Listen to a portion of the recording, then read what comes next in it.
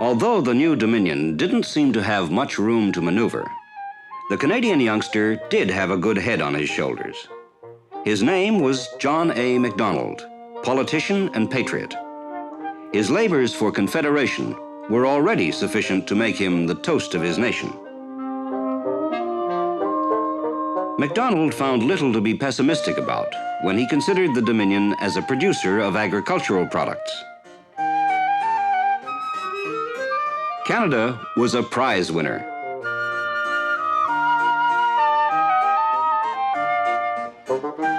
But Macdonald felt a lot less confident when he contemplated the chances for selling his surpluses. Canada still seemed to be begging, and the answer still seemed to be no. But Canada's own commercial leaders were no mere babes in arms, and many were getting fed up with Uncle Sam's negative attitude. Some thought it was time to look for other means of salvation. Macdonald agreed.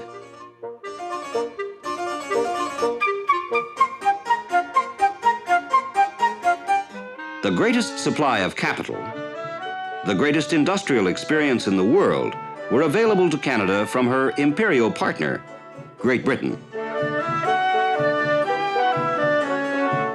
But the power of the British pound, like the rising power of the American dollar, must be made to serve Canadian development, not stifle it. A high protective tariff, Macdonald felt, must be applied even against cheap British goods, as well as paying Uncle Sam back in his own coin. Only if these gentlemen put up their factories in Canada could they sell as they pleased in Canada. Macdonald was determined that, as much as possible, what Canadians bought in Canada should be made in Canada.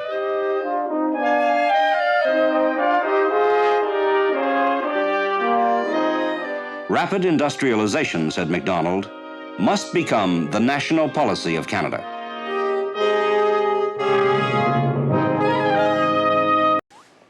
And much there was, after all, to work with in these lands and peoples, first brought together by a common rejection of the American Revolution, people whose peculiar character had been tough enough to resist the attractions of a powerful and seductive union. What incalculable possibilities might lie concealed in the future association of these lands, of these peoples? Who were the Canadians? What were they like? A majority of Canadians by now were of the durable breed who called themselves British. That could mean English Canadian. Great travelers and individualists. Great drinkers and brawlers. Great sportsmen and gamblers. Great fighters and churchgoers. Elegant, too, with the London look. It could mean Scotch Canadian, fiercely loyal and independent. It could mean Irish Canadians, who weren't Fenians. Canadian could also mean German Canadians, industrious and music-loving.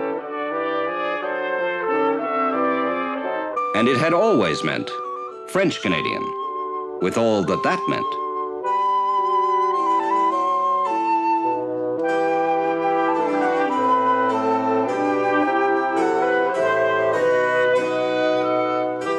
A unique people, sprightly and shrewd, with a profound reverence for the links of the past.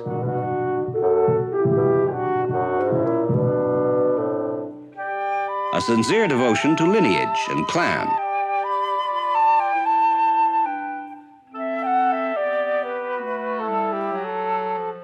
The powerful Roman Catholic Church felt that French survival was best guaranteed by traditionalism and the British monarchy. Inevitably, they saw the American eagle as a sinister creature indeed. In the Americans' popular democracy, they could see only the purchase of votes and cheap demagoguery. The spirit of the American Revolution had been trampled on, many other Canadians felt, and its great principles mocked by ruthless groups of self-seekers. The political hireling, the racist bigot, the robber baron, and crushed beneath their heels, the helpless Negro.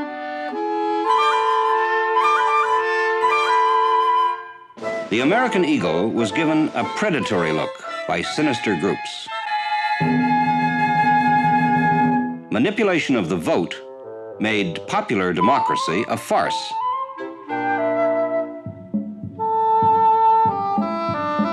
With a gun on his hip, the man of violence was the true American hero. And the true American god was Mammon, who was worshipped shamelessly.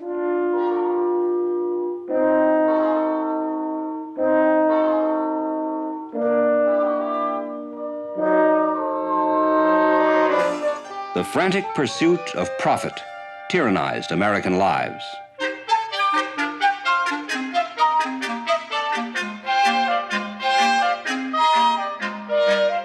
Sam was seen as a dangerous tempter still, always ready with a sly hint to young Canada that there might be an easier way. Sam still had his eyes on the young Dominion many feared. Wasn't she unattached now? But Sam was not the right suitor. Miss Canada would be wise to stay for a while longer yet with her own family. So imperial ties continued to be honored in Canada, a nation which was no longer a colony, but which was eager to be known as part of a mighty empire. Canada's leaders were determined to look British, even if it killed them. An observant visitor in the early 1870s might have had difficulty in sensing that Canada had just entered a new and happier period in her relations with the United States, or that, strictly speaking, the struggle for a border was over. In actual fact, anti-American feeling in Canada was probably at an all-time high. If the Treaty of Washington had any larger significance, it was lost on Canadians who merely felt cheated out of reciprocity. To most, it was just one more example of American high-handedness, like the Fenian raids, the Trent episode, and so many others, all the way back to the Continental Congress and its friendly invasion of Canada in 1775. A century of war, threat of war, and Cold War had conditioned most ordinary Canadians to presume that America was immoral, aggressive, and expansionist, that her hostility was implacable and her intentions annexationist. But was this drastic pessimism a fair assessment of American attitudes as a whole? The fact was that whatever individual Americans might advocate, American governments in their dealings with Canada had generally revealed a concept of their manifest destiny that was historically moral and realistic rather than adventurous and romantic. The populous American colonies did have a manifest destiny to advance westward across the mid-continent from their broad Atlantic base. Whoever got in the way of the process jeopardized the American future and invited war. New France blocked the path west, and there was war. British and Canadian lingering in the American path helped bring on the American Revolution, almost started war in 1794, and did help start one in 1812. And in 1846, though President Polk may have been bluffing when he claimed British Columbia, he was deadly serious about getting the mouth of the Columbia. But after the War of 1812, with the boundary confirmed and Western advance assured, Canada's unfriendly neighbor became less belligerent, although she frequently terrified Canadians by seeming to indulge her aggressive spokesman of manifest destiny. The United States never allowed them to chart the national course. Aggressive republicanism was dangerously rife among the hunters' lodges who wanted to help Canadian Republicans and among the Fenians who wanted to rid North America of British monarchy. But making the continent safe for republicanism never became an official crusade, nor did Manifest Destiny. But bringing the whole continent within the magic circle of the Union sounded fine during elections and on the 4th of July. Economic ambitions, which made some American regions anxious to acquire adjacent Canadian regions, produced serious annexationists.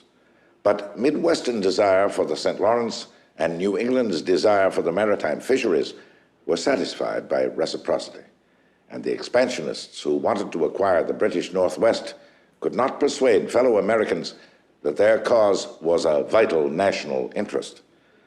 Secretary of State Fish would have liked to annex Canada, but only if Canadians wished it, which for a while he thought they did. But when he was convinced they did not, he dismissed the whole idea. Officially, annexationism was dead. So, with no interference from Washington, Canada snatched the unoccupied remainder of the Great West, thereby ending forever all further American expansion northward. It was a somewhat miraculous ending. It had been lucky for Canada that when the United States had wanted to take her, she could not. But it was perhaps even luckier that when the United States could take Canada, she would not.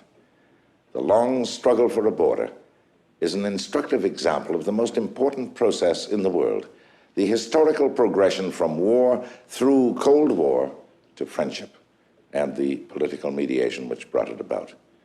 It can be done. So the struggle for a border came to an end. The undefended frontier was a reality at last. Mental disarmament, however, would take longer.